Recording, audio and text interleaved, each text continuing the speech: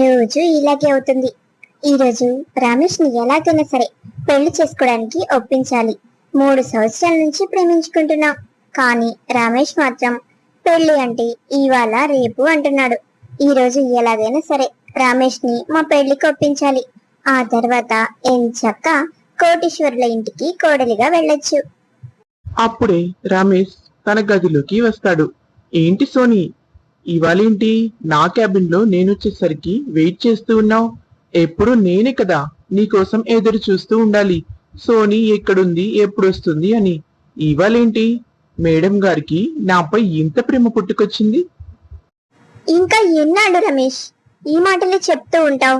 మా అమ్మ ఒప్పుకోవాలి, మా అమ్మ ఒప్పుకోకపోతే పెళ్లి చేసుకోను, అమ్మ ఒప్పుకునే వరకు ఎదురు చూద్దామంటున్నావు. అంటే మీ అమ్మ ఒప్పుకోకపోతే మనం ఇలాగే పెళ్లి పెట్టాకులు లేకుండా ఇలాగే ప్రేమికుల్లా ఉండిపోదామా? అసలు పెళ్లి చేసుకోవద్దా? ధైర్యం చేసి ఒక అడుగు ముందుకు వేస్తేనే కదా మీ అమ్మ అయినా సరే మనకు యాక్సెప్ట్ చేస్తుంది. లేదంటే మీ అమ్మ లైఫ్ లాంగ్ మన పెళ్లికి ఒప్పుకోకపోతే అప్పుడేం చేస్తావు?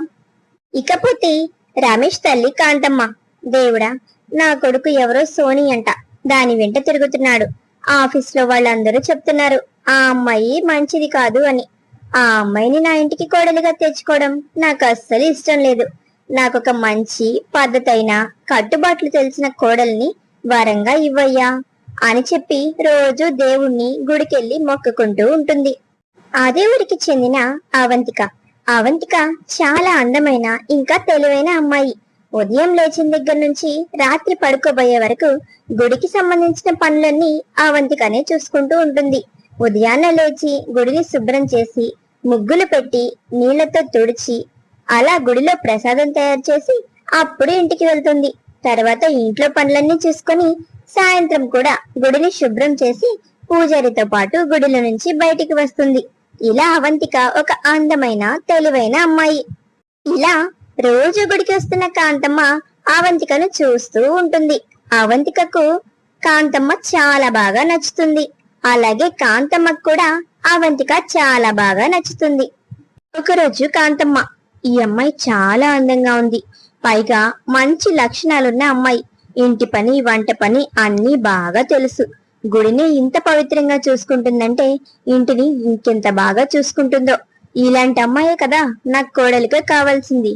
ఇలాంటి అమ్మాయిని పెళ్లి చేసుకుంటే నా కొడుకు కూడా బాగుపడతాడు. ఎలాగైనా సరే ఈ అమ్మాయిని నా ఇంటికి కోడలిగా చేసుకోవాలి అనుకుంటుంది. అనుకున్నదే తడవుగా అవంతిక వాళ్ళ ఇంటికి వెళ్తుంది. అవంతిక ఇంటి ముందు నించుని, ఏమ్మా అవంతిక, బాగున్నావా? నేను మీ నాన్నగారితో మాట్లాడడానికి వచ్చానమ్మా, కొంచెం మీ అమ్మా నాన్నని పిలువు అని చెప్తుంది. అప్పుడు ఆ పేదింటి నుంచి రంగయ్య బయటికి వస్తాడు. ఏంటండి కాంతమ్మ గారు ఇలా వచ్చారు? ఒక కబురు పంపిస్తే నేనే వచ్చేవాడిని కదా. పొలంలో ఏదైనా పనుందా? కూలి వాళ్ళు కావాలా? అలాంటి పనులేమైనా ఉంటే ఒక్క మాట ఎవరితోనన్నా కబురు పంపిస్తే నేనే మీ ఇంటికి వచ్చేవాడిని కదండి. ఇంత ఎండలో ఇంత అలసిపోయి ఈ పేదవాడింటికి మీరు రావాలా చెప్పండి? అది కాదయ్యా రంగయ్య, నేను చెప్పేది ముందు విను. మీ అమ్మాయి అవంతిక నాకు చాలా బాగా నచ్చింది. మా అబ్బాయికి సరైన ఈడు జోడు. ఆ అమ్మాయిని నా ఇంటికి కోడలిగా చేసుకుందాం అనుకుంటున్నాను. ఇప్పటి వరకు అవంతిక నీ కూతురని నాకు తెలియదు. తనని నేను గుడిలో కలిశాను, అందుకే తన తల్లిదండ్రులతో మాట్లాడదామని ఇలా వచ్చాను. కాంతమ్మ గారు, అసలు మీరు ఏం మాట్లాడుతున్నారో నాకు అసలు ఏం అర్థం కావడం లేదండి. మీ స్థాయికి మీ హోదాకి నేను సరితూగగలనంటారా? మా అమ్మాయిని అంత గొప్పింటికి కోడల్ని చేసుకుంటారా? నిజంగా నా కూతురికి ఇంత అదృష్టం పట్టింది అంటే నేను నమ్మలేకపోతున్నాను కాంతమ్మ గారు. ఇదంతా కళా నిజమా? చూడు రంగయ్య, ఇదంతా నిజమే. నాకు ఒక్క పావలా కూడా కట్నం అవసరం లేదు. నాకు నీ కూతుర్నిస్తే చాలు. ఒట్టి పిల్లని మా ఇంటికి పంపిస్తే తలంబ్రాలు పోసుకొని నేనే నా ఇంటి కోడల్ని చేసుకుంటాను. నీకు ఒక్క రూపాయి కూడా ఖర్చు పెట్టను. అవంతికను నా ఇంటికి నువ్వు ఇస్తున్నావు, అంతకన్నా మంచి బహుమతి నువ్వు నాకేమిస్తావు చెప్పు? అవంతికకు ఎంత డబ్బులిచ్చినా తక్కువే. నేనే ఇంకా నా కోడలికి ఎదురు కట్నం ఇవ్వాలి తెలుసా? నీ కూతుర్ని నువ్వు అంత సాంప్రదాయంగా అంత పద్ధతిగా పెంచావు. కాంతమ్మ గారు, మీరిలా మాట్లాడుతుంటే నాకు అసలు ఏం సమాధానం చెప్పాలో కూడా అర్థం కావడం లేదు. కానీ నా కూతురు జీవితం గొప్పగా ఉండబోతుంది అని నాకు అర్థమవుతుంది. నా కూతురికి ఇష్టమైతే ఈ పెళ్లి చేయడం నాకు ఇష్టమే అని రంగయ్య పెళ్లికి ఒప్పుకుంటాడు. వెంటనే ఇంటికి వచ్చిన కాంతమ్మ, ఏరా రమేష్, ఏంటి ఇంత లేట్ గా వచ్చావు ఆఫీస్ నుంచి? ఇంకా నీకు ఆఫీస్ లో పట్టిన దయ్యం వదలలేదా ఏంటి? నీకు ఎప్పుడో చెప్పాను కదా, అలా పట్టిన దయ్యాలు ఎప్పటికైనా వదలాల్సిందేనని చెప్పి. నీకు పెళ్లి సంబంధం కుదుర్చుకొచ్చాను. ఆ అమ్మాయి చాలా మంచిది, ఇంకా చాలా పద్ధతిగా ఉంటుంది.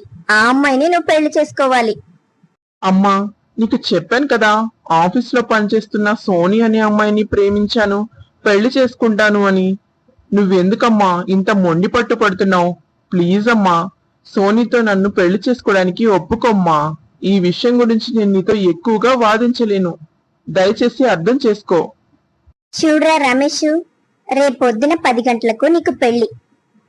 ఈలోపు నీ నిర్ణయం నువ్వు తీసుకోవచ్చు. ఈ తల్లి అవసరం లేదు, తల్లి ఏమైపోయినా పర్వాలేదు అంటే నీకు ఇష్టమైన సోనిని నువ్వు వెళ్ళి పెళ్లి చేసుకో. నాకు నా తల్లే ముఖ్యం, నా తల్లి జీవితమే ముఖ్యం అనుకుంటే నువ్వు రేపొద్దున మండపంలో పెళ్లి పీటలెక్కు. ఏదైనా నీ ఇష్టమే, నేను నిన్ను బలవంతం చేయను. నాకు ఈ రోజు కొడుకుంటాడు, రేపు పెళ్లి చేసుకోకపోతే కొడుకుండడు. అంతకు మించిన తేడా ఏమీ ఉండదు. తరువాతి రోజు రమేష్ కాంతమ్మ చెప్పినట్టుగా అవంతికను పెళ్లి చేసుకుంటాడు.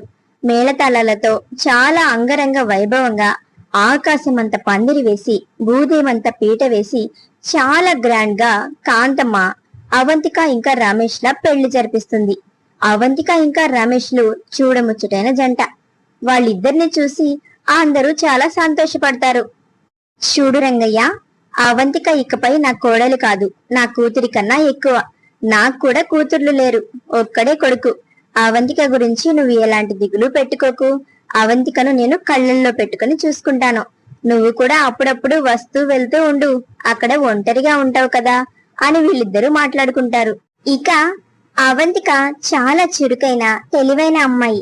భర్త అవసరాలని భర్త అడగక ముందే తెలుసుకొని అన్ని అవసరాలు తీరుస్తూ ఉండేది. భర్తకు అన్ని పనులు చేస్తూ ఉండేది. అవంతిక కాస్త కుస్త చదువుకోవడంతో ఆఫీస్ పనుల్లో కూడా భర్తకు సహాయంగా ఉండేది. ఇక రమేష్ మొదట్లో అవంతికకు దూరంగా ఉన్నా పోను పోను అవంతిక మంచితనం రమేష్ ని కూడా ఆకట్టుకుంది. రమేష్ అవంతికను చాలా బాగా చూసుకుంటూ ఉంటాడు. భార్యాభర్తలిద్దరూ చాలా సంతోషంగా జీవిస్తూ ఉంటారు. అలాగే కాంతమ్మ అత్తగారిలా కాకుండా తల్లిలాగా అవంతికకు కావలసినవన్నీ సమకూరుస్తూ భర్తతో ఎలా మెలగాలి, ఇంటిని ఎలా చక్కదిద్దుకోవాలి, ఇలాంటి విషయాలన్నీ చెప్తూ కోడలిని ప్రేమగా చూసుకుంటుంది. అవంతిక కూడా అంతే, అత్తగారిని చాలా ప్రేమిస్తుంది. అత్తగారికి కావలసినవన్నీ అడక్క ముందే రెడీ చేసి పెడుతుంది. అత్తగారిని చాలా బాగా చూసుకుంటూ ఉంటుంది. ఇలా వాళ్ళ జీవితం చాలా సంతోషంగా గడిచిపోతుంది. అన్ని సంతోషాలే ఉంటే కథలో ట్విస్ట్ ఏముంటుంది? అందుకే ఇప్పుడు ఆఫీస్ లోకి వెళ్దాం. ఆఫీస్ లో సోని, ఏంటి రమేష్, నువ్వు నన్ను అసలు ఇంత మోసం చేస్తావని అనుకోలేదు. నన్ను ప్రేమించి వేరే అమ్మాయి మెడలో నువ్వు అసలు ఎలా తాళి కట్టావు? అసలు తనను నువ్వు భార్యగా ఎలా యాక్సెప్ట్ చేశావు? తనతో చాలా హ్యాపీగా ఉంటున్నావంట. నేను ఒక 1 నెల రోజులు క్యాంపుకి వెళ్ళొచ్చేసరికి ఇదంతా జరిగిపోయింది. అదంతా ఏం లేదు సోని, నీకు తెలుసు కదా, మా అమ్మ అంటే నాకు చాలా ఇష్టం. మా అమ్మ నన్ను వదిలి వెళ్లిపోతానని భయపెడితే నేను ఆ పెళ్లి చేసుకోక తప్పలేదు. పెళ్లి చేసుకున్న తర్వాత భార్యతో ఇష్టమున్నా లేకపోయినా సరే కలిసిమెలిసి ఉండాలి కదా, అందుకే ఉంటున్నాను. పైగా అవంతిక చాలా మంచి అమ్మాయి కూడా.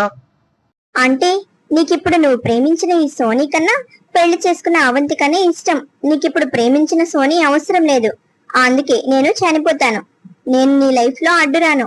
నువ్వెలాగో నన్ను పెళ్లి చేసుకోవు. నీ భార్యతో నువ్వు సంతోషంగా ఉండు.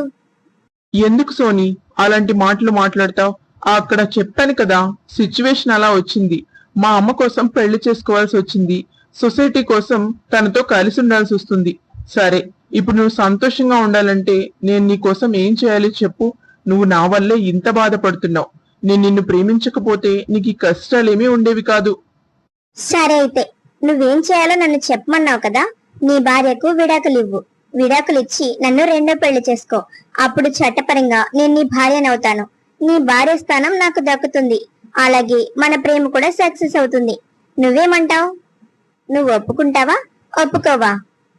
ఓకే ఓకే, అలాగే చేద్దాం. కానీ ఇప్పుడే కాదు, కొంత టైం తీసుకొని. ఇప్పుడే విడాకులంటే చాలా పెద్ద గొడవ అవుతుంది. కంపల్సరీ మా అమ్మ నీ దగ్గరికే వస్తుంది. మళ్ళీ మా అమ్మ ఏదైనా బాధపడిందంటే నేను ఆ పనిని ముందుకు తీసుకెళ్లలేను. మొదట అవంతికకు ఈ విషయం మొత్తం చెప్పి తను అర్థం చేసుకుంటే అప్పుడు ఇద్దరం మ్యూచువల్ గా డివోర్స్ తీసుకోవచ్చు. అప్పుడు ఎలాంటి ప్రాబ్లం ఉండదు. అంతవరకు నువ్వు సంతోషంగా ఉండు.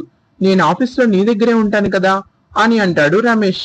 తర్వాత సోని ఇలా మాట్లాడుకుంటూ ఉంటుంది. ఏంటి, రమేష్ నువ్వు పెళ్లి చేసుకొని ఆస్తి మొత్తం అధికారాన్ని వేరే ఎవరికో అలా ఎలా ఇస్తావు? ఇన్ని రోజులు నిన్ను ప్రేమించింది నీ ఆస్తి కోసమే. రెండో భార్యగానే సరే నీ ఆస్తిలో సగం భాగం తీసుకుంటానే కానీ నిన్ను వదులుకునే ప్రసక్తే లేదు. ఈ ఆస్తి కోసం నేను ఎంత దూరమైనా వెళ్తాను అని సోని తనలో తానే మాట్లాడుకుంటూ ఉంటుంది.